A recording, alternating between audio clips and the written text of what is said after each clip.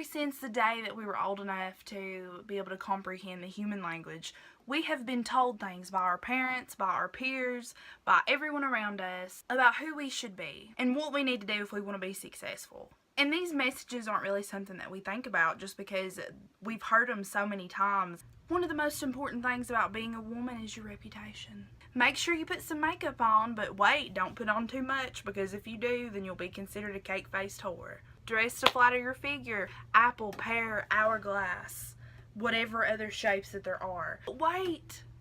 Be careful about the way you dress and you'll be perceived as a cum-guzzling skank. They asked you why you couldn't take a joke. They informed you that you should know your place. Please don't even get me started on the whole smile thing. Because apparently women are supposed to be perpetually happy 24/7 and just smile like constantly all the time. And let's label all the big jobs with man at the end just to remind women that all the important jobs are done by policemen and businessmen. Or hey, if that didn't already get you on board, just take the phrase man up. It's used to mean get on with it, grab the bull by the horns. Be courageous. It basically suggests that men that are timid or shy or hesitant are somehow failing at being manly enough. But why should those be male qualities? Why can't girl up mean be strong, be courageous, be brave? And why can't strength include being emotional too? A lot of people think that we don't need feminism. They think that it's something that's unnecessary, that's uncalled for, a problem that's already been solved. I think we still have such a long way to go. If you went to Google right now and you typed in feminism, I guarantee there would be so many different definitions of what feminism is that it would literally take you days to read everything. The funniest part about it is that 9 times out of 10, the people that feel like they are the most qualified to speak on feminism are people that aren't even directly affected by feminism or women's rights. No one has the right to speak on someone else's experience in a way as if they know more about it than the actual person that went through it.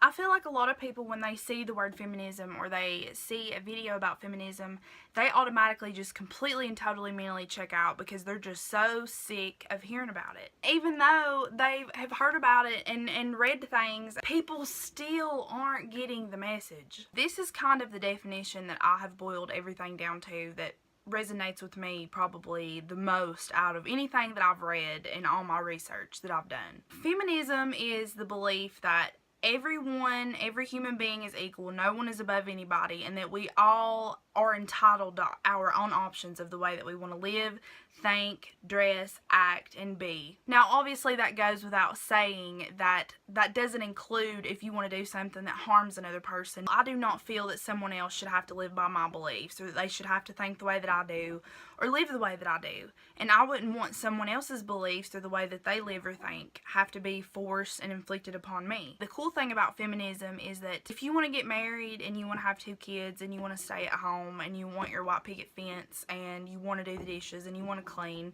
and you want to fulfill that traditional role that society has set in place for women, that's totally cool. You can totally do that.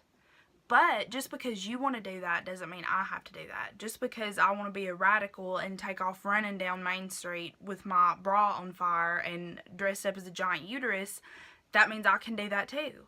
This has been the biggest argument when I try to talk to people about this. They want to pick out the most aggressively hateful feminist they can possibly think of to try to let that represent the entire movement so they can completely devalidate our intentions, just continue to enable the sexist bullshit. Misandry and feminism are 2 completely different things. Misandry means that you hate men and you think you're above men.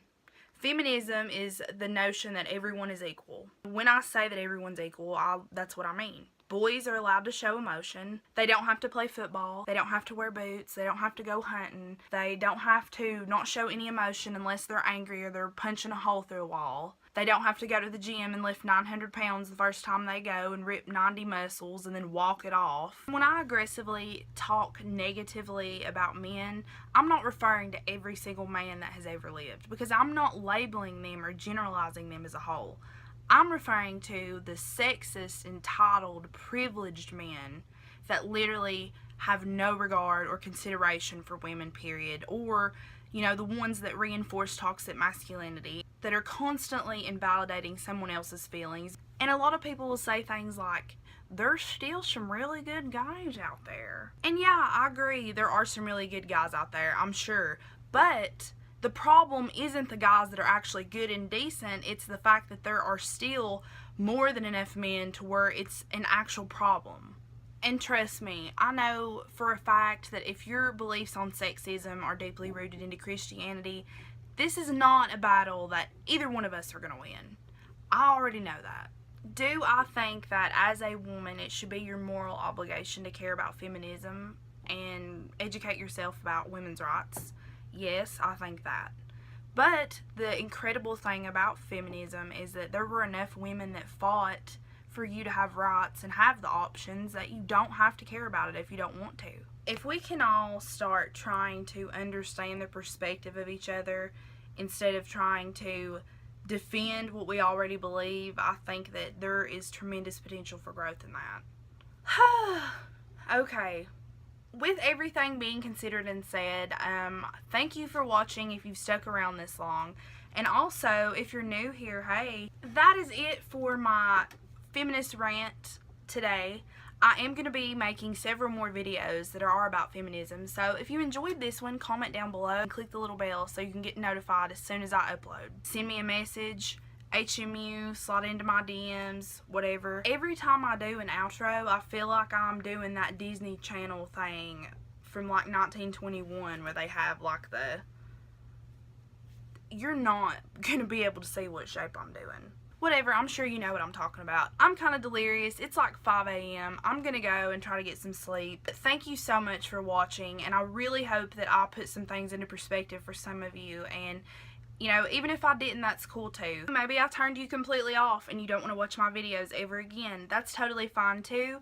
I wish you nothing but luck and good fortune on your journey, and hopefully you can find a channel that does identify with your beliefs. Okay, I'm gonna go. I said I was gonna go 30 minutes ago, but I'm really gonna go now.